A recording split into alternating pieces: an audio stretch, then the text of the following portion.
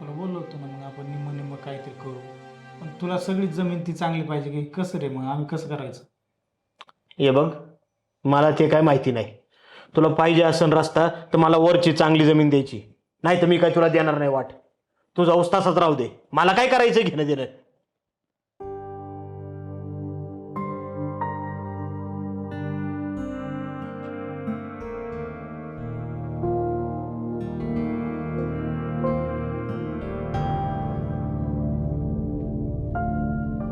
नाही बरी आहे का?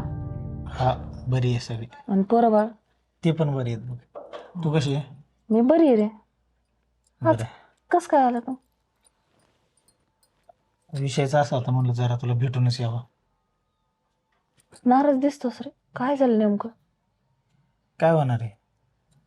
आपला दादा, आता काय केलं ते ना?